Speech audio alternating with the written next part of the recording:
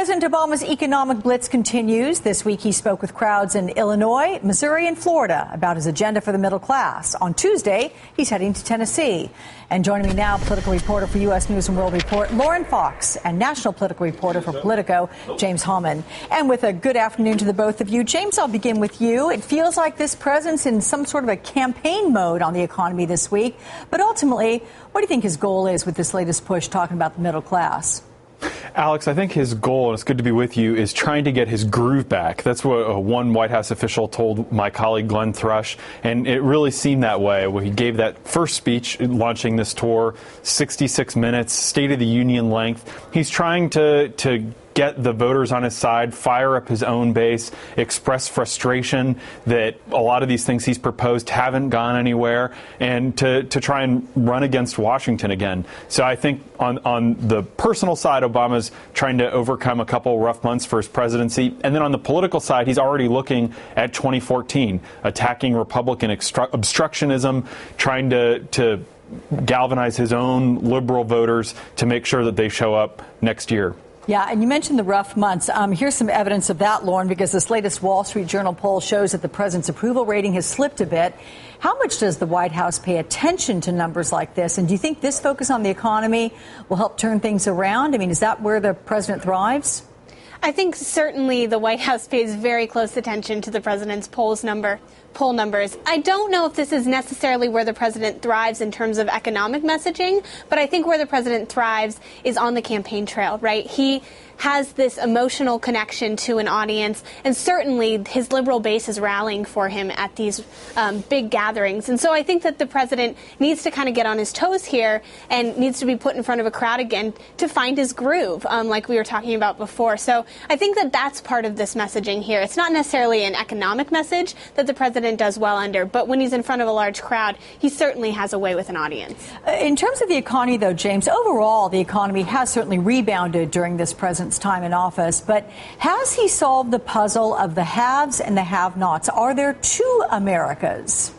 There absolutely are, Alex, and it's something that is very troubling. Inequality has gotten worse. President Obama was able to change some of the Bush tax cuts with the end of the year fiscal cliff deal. But in his speech this week, Obama said that inequality has gotten worse. This is a 30-year trend that he lamented when he spoke at the exact same place, Knox College, in 2005. And he said it's only gotten worse over the last 8 years. And he wants to push economic policies that try to elevate the lower class and the middle class, who have a lower income adjusted for inflation than they did in 1999. So there are these very big, troubling, long-term trends that Washington has utterly failed to reverse. Does the White House, Lauren, see the GOP as having obstructed him every step of the way here? And if so, how weary is the White House of having to fight the GOP?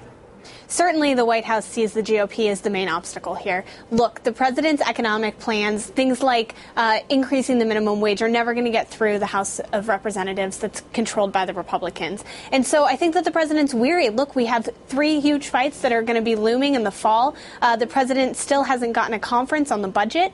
They're going to be dealing with the debt ceiling and the continuing resolution. And already there are a group of conservative senators who have said, we will do a government shutdown if we don't see the Affordable Care Act not funded through these CR programs. So a fight is definitely brewing on Capitol Hill. Okay, we're going to change topics here because, James, been a pretty tough week overall for Anthony Weiner.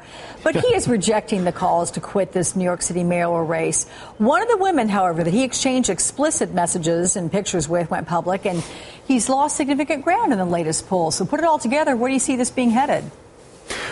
Well, you're right. I think tough week is an understatement for Weiner, but he is very defiant. Ultimately, this New York mayoral race is going to go to a runoff. I think Weiner's team thinks that they can still get to second place. They hope that in a head-to-head battle, they might be able to make him look like the lesser of two evils or the more compelling candidate.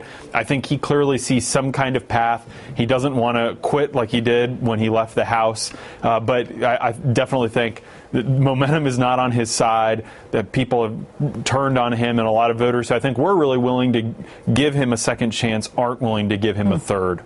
Here's what's interesting, Lauren. When Anthony Weiner, here's what he said. He was asked about how many women he'd had inappropriate online relationships with this week, and Here's the answer.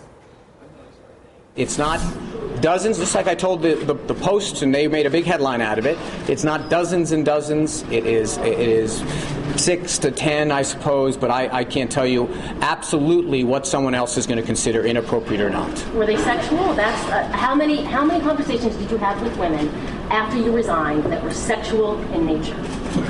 I don't believe I had any more than 3. Well, House Minority Leader Nancy Pelosi was criticizing him this week also. Do you think he will end up staying in this race until the end? And if not, where is the breaking point? I think that he will end up staying in this race unless we see too many more revelations. But again, he's been out there and he's been saying more are expected to come out. And, there were probably 3 after I resigned and said that I was getting help.